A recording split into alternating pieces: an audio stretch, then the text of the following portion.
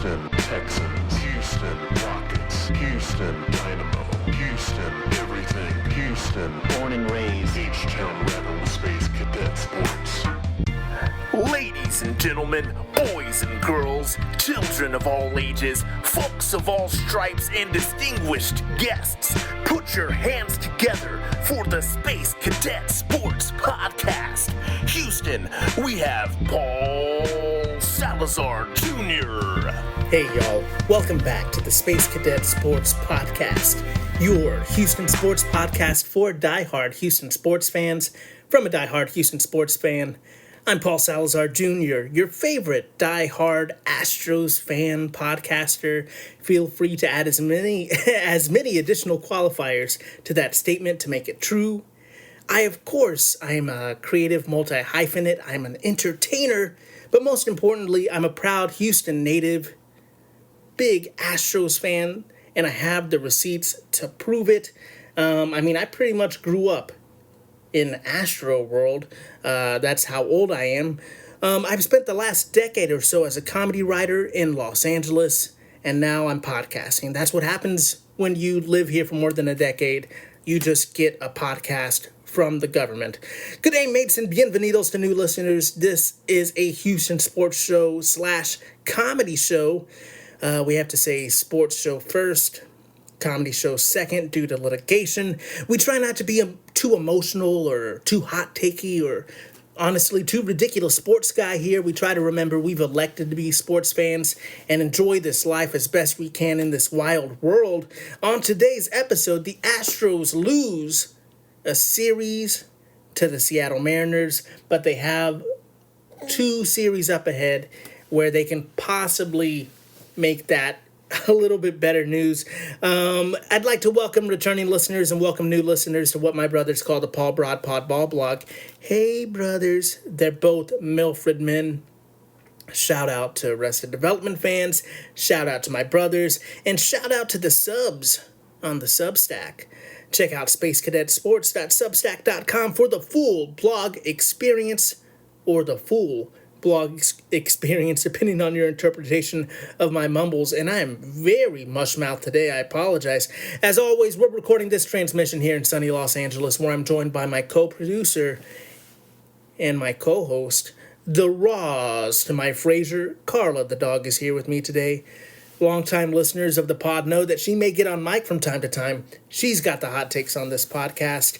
And of course, welcome to our newest producer, baby Katarina, who is also allowed to chime in whenever she wants as well. The motto of this season is, we listen to women. Folks, I'll be honest with you. I am doing this episode in a rush. I'm trying to get it out today. I have a baby strapped to my chest, and I'm standing up. We'll see how long this podcast is, not because of the baby, but just because of my strength and endurance.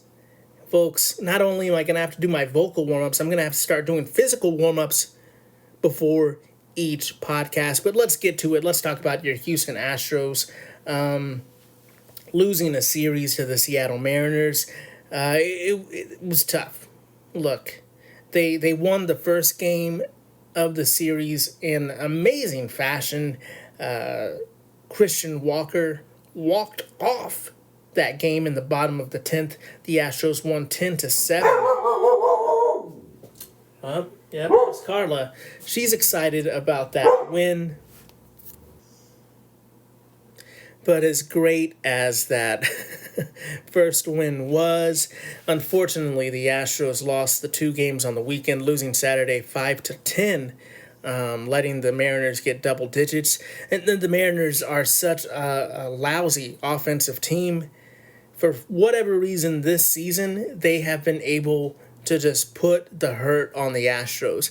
I mean, early on in the season, I get it. You know, there was some hurt pitching. There wasn't exactly, there was lots of struggles going on, whether it was Tatsuya Imai or Lance McCullers Jr. We had a whole rotation. We had Colton Bolton.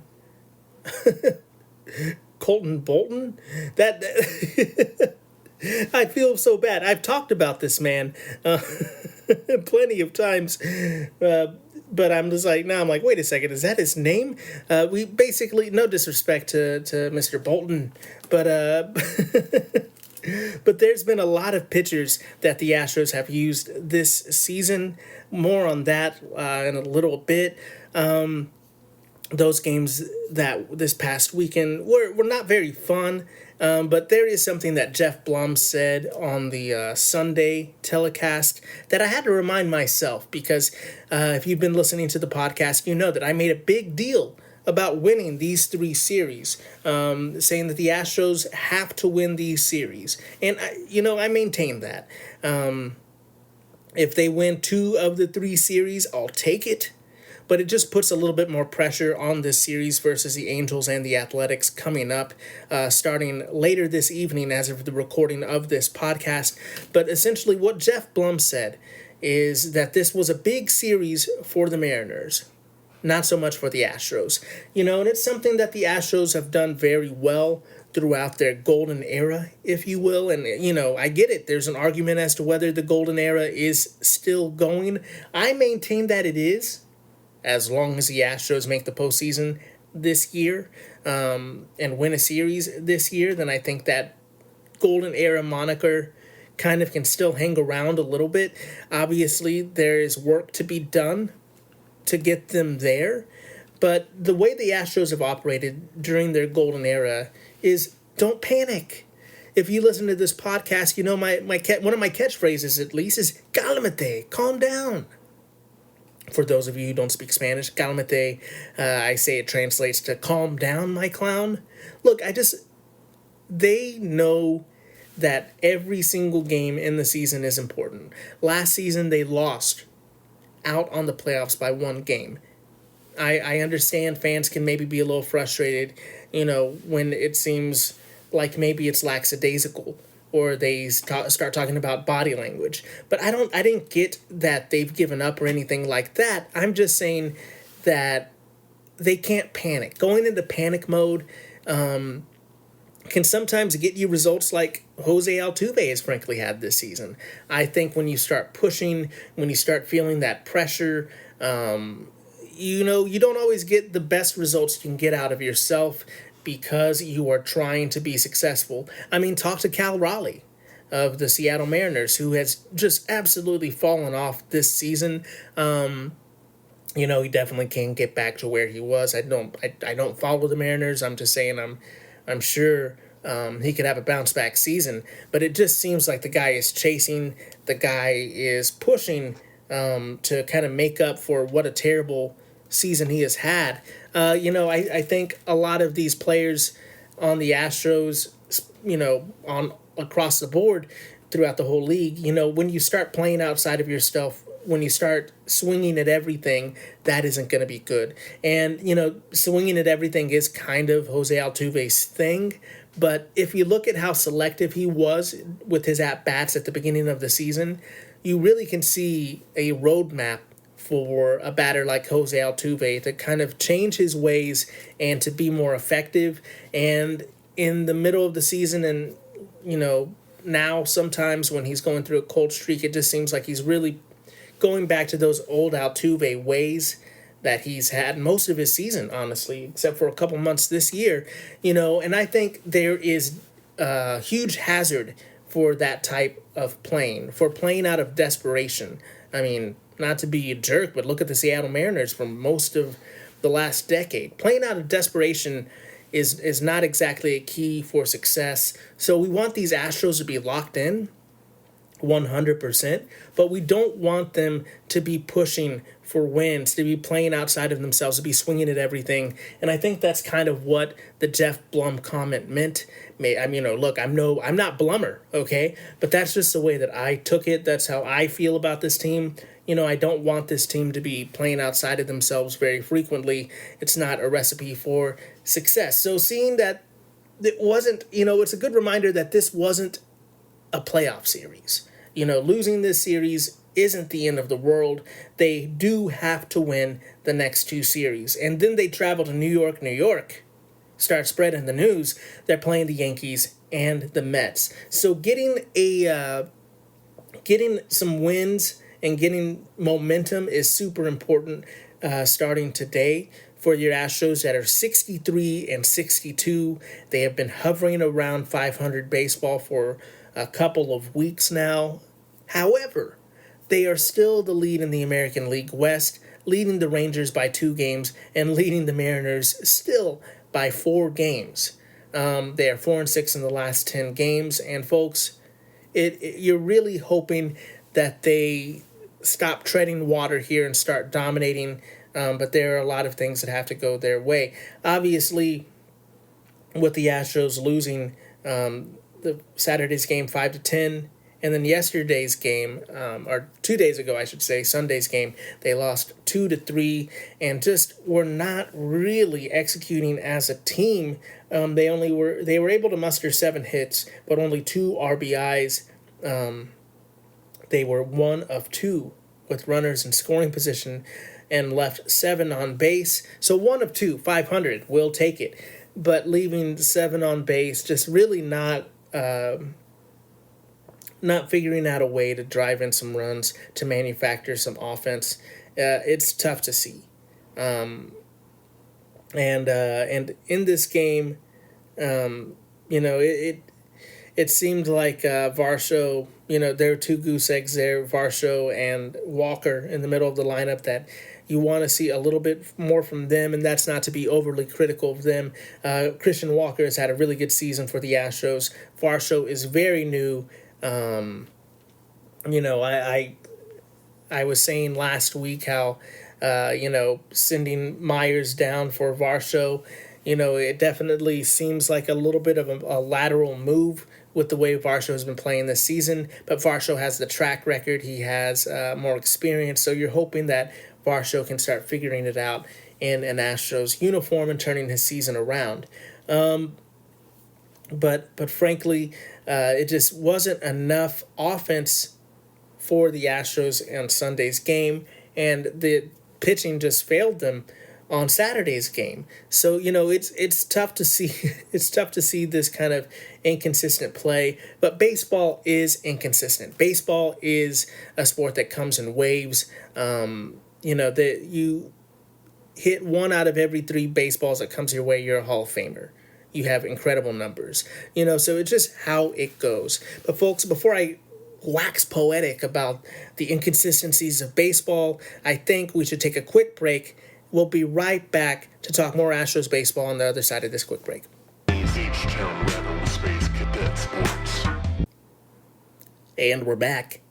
Welcome back to the Space Cadet Sports Podcast. I'm your host, Paul Salazar Jr. Baby is sleeping. Carla is resting. I should have drank some water or at least some coffee. I'm dragging here. I apologize, sports fans. But with the talks of Astros inconsistencies, with a lot of frustrations about the Astros with runners in scoring position, team left on base, stuff like that, I decided to look at the stats. And this is just some batting stats from this season. When it comes to this season, the Astros are in the top 10 for runs a game. They right now are averaging 4.61 runs per game, and I believe that's good for 10th. Yeah, and the leading team is 5.32 runs per game by the Nationals. So that puts the Astros well above league average. Right now is 4.48 runs per game, and you're like, okay, so they get runs. Well, they don't just get runs, they're better than league average for team hits, and they're 3rd for home runs. So it's you see the results for the win-loss. You see that it's been a 500 season. You know that this team doesn't exactly have the names and the all-stars that they have had in the past, and you just assume that, they're just leaving so many men on base, offense completely stinks.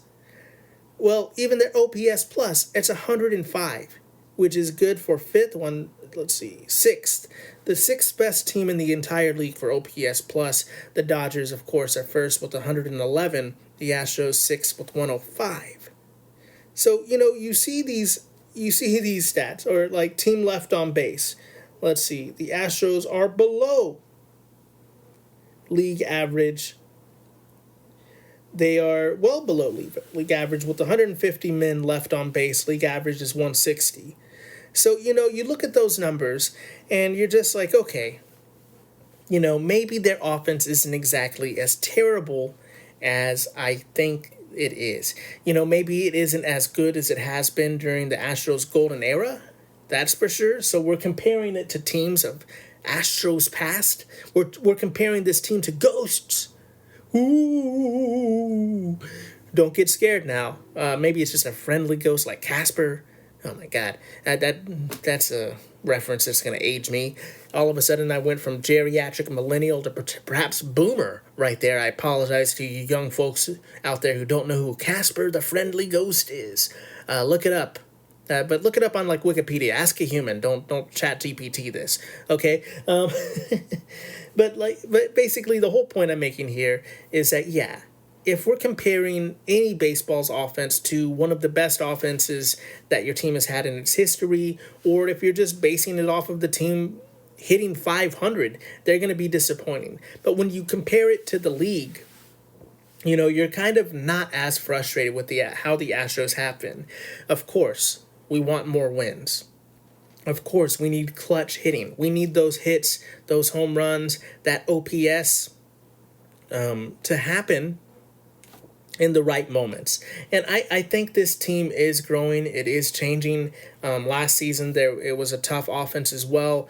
I was also here last season, I should say, looking at the numbers and saying it isn't quite as bad as we think it is. But this season is better. It's taken a step up. They have new hitting coaches. I think they are trending in the right direction. But the frustrating part is that they are also running out of time.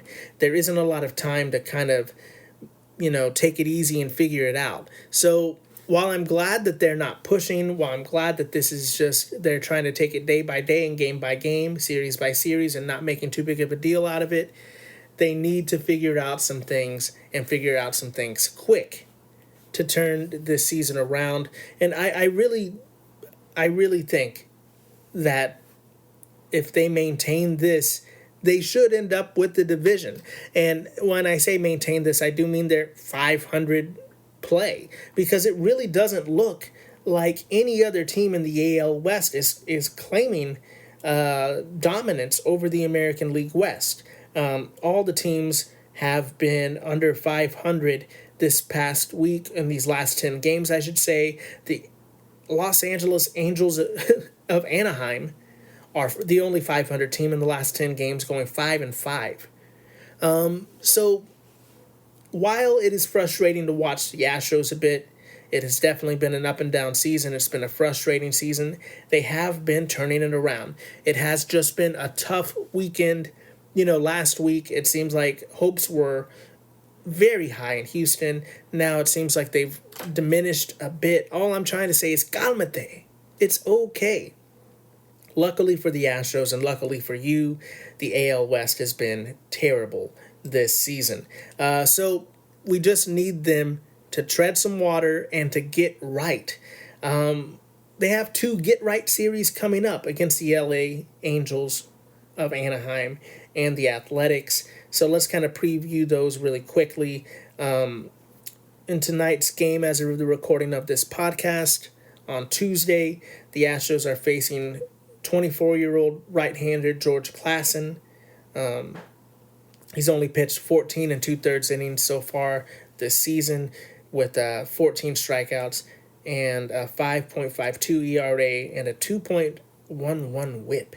So we're hoping that the Astros can put the hurt on this young man.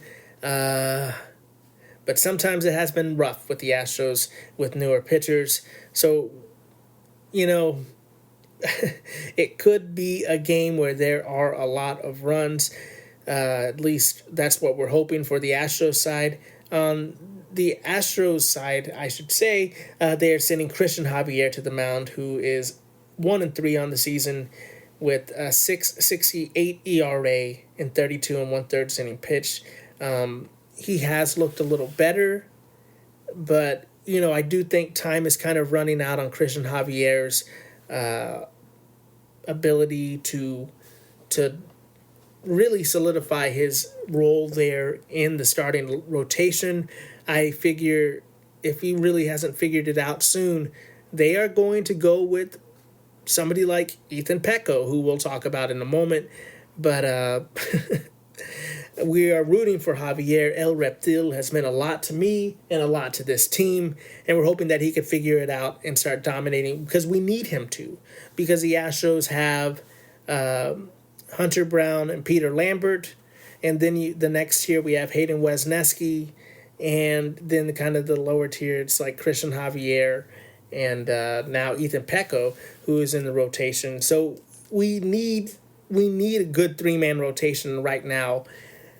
It's a struggle to think about who that playoff rotation would be. I mean, let's talk about Wednesday's game, as I have that heavy sigh. On Wednesday, the Angels are sending Walbert Urena to the mound. He has been having an incredible season, rookie season at the age of 22. He's 8-8 with a 2.67 ERA and 107 2/3 innings pitched, with 102 strikeouts and a 1.25 WHIP. This young man is looking great, and he'll be pitching against Ethan Pecco, who is the Astros' number 9 prospect, and has been called up, and I believe Ronel Blanco was sent down to Sugar Land. I also believe the Astros have to take a man off the 40-man roster to make room for him, so there probably will be a roster move announced at the end of tonight's game. It's okay, baby. We'll have to see who it is that will be off the 40-man roster. But yeah, I think we wish Ethan Pecco the best. We want to see him perform. He has definitely been lighting up the minor leagues, but at the same time, it's not like he is a Hunter Brown type prospect being called up right now, or Forrest Whitley or somebody like that. We're not trying to disparage a young man. I'm just saying, the hype is there, but it's not like this is a surefire pitcher coming to the majors right now. So we're hoping that his stuff plays. We're hoping that he can just go out there and surprise some people. And, I mean, it would be great to have a surprise rookie come up and help shore up this rotation, because Carla agrees, because Ethan Pecco is actually going to be the 17th starting pitcher the Astros have used this season, which ties a franchise record set by the Colt 45s in 1964 for how many pitchers starting pitchers have been used in a single season by the Houston Astros. So we're making history, not exactly the good kind of history, with Ethan Pecco coming to the mound. And we're rooting for him. We're hoping to see what he has. I watched some tape. I definitely don't know enough of his scouting report to give you a full breakdown.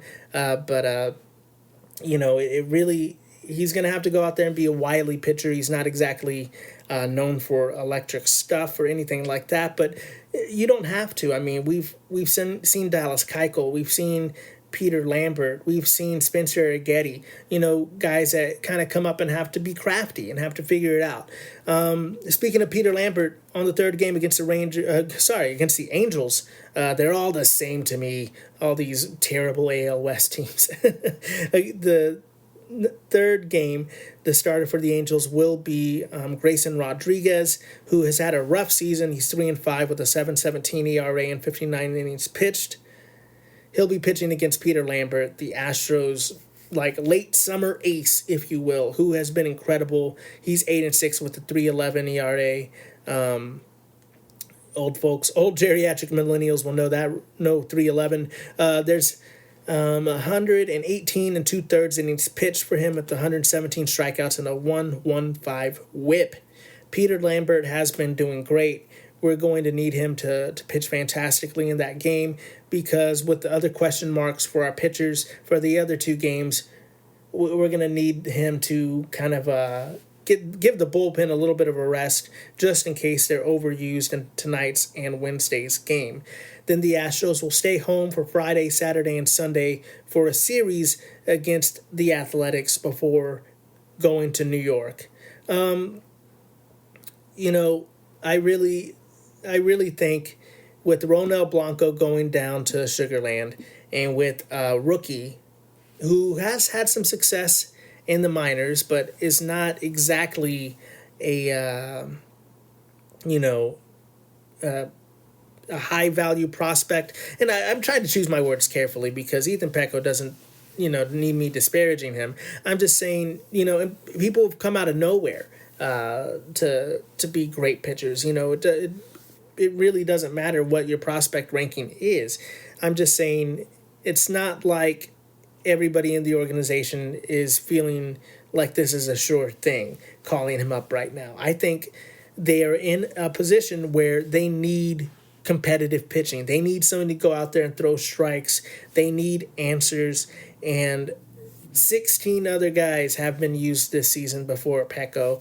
So this is a bit of a gulp moment for me as an Astros fan because they're obviously still searching for answers in this rotation.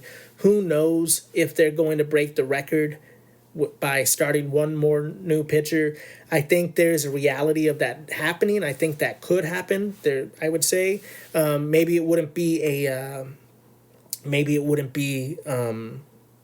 another minor league pitcher coming up to start, but it most likely, if it does happen, it would kind of be like Brian King getting the opener spot for Tatsuya Imai.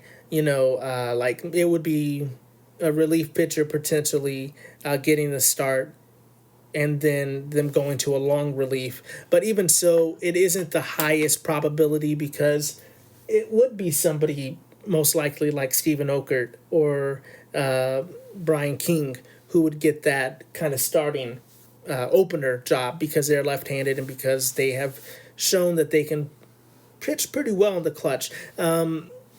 Brian King has had his struggles, of course, but Stephen Okert has just had an incredible season out of the bullpen. I'm not saying he should be an opener. I'm just saying that, those are the guys that most likely will get the tap, in my opinion, but I've been wrong on so many things. So, we'll see how that prediction works out for your boy. Speaking of odds, the odds are looking higher than a coin flip, at least. We're not trying to jinx Yordan Alvarez, but the potential MVP candidate that is Yordan Alvarez has had an incredible season and is still marching his way to a triple crown. So today on Yordan's Triple Crown watch, he is still first in the American League in batting average, home run, and RBIs, but the guy is going to need to hit some home runs. He's going to have to run into some to keep that home run lead over Junior Caminero, who is closing in quickly. So we're rooting for some Yordan bombs, some Yordongs in this Angel series. I want two. I want at least two in this Angel series. And you know what? I'm going to say it. I think that the Astros, they have the ability, of course, to sweep the Angels. It's happened before. But I'm going to say they're going to win this series. I'm not going to say they're going to sweep. I'm going to say they're winning 2 of the 3 games, and we're going to get 2 Yordan Alvarez home runs. Let me know what you think, folks. Before we wrap up, Houston Texans are in preseason. Oh, I'm going to cough. This isn't good. I'm going to wake up the baby strapped to my chest. Well, I did it, folks. Successfully coughed without waking up the baby. Oh, felicitada. I can't. Oh no, I'm going to cough again. Okay, I'm over it. Mind over matter. Thanks for sharing this moment with me, folks.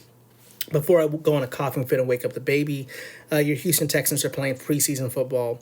Graham Mertz has been injured. He's your third-string quarterback, and the Houston Texans have signed a new third-string quarterback. So it looks like Graham Mertz might have really seriously injured his knee there, and we'll see what his timeline for return is. but does not look very promising for the rookie.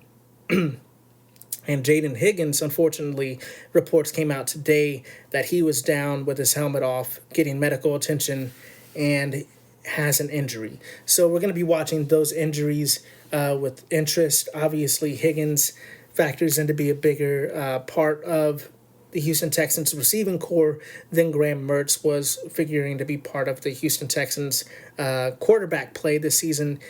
But, you never like to hear about injuries, and we're hoping for health for both of those players. And also our rookie center, I believe Rutledge, is getting into it.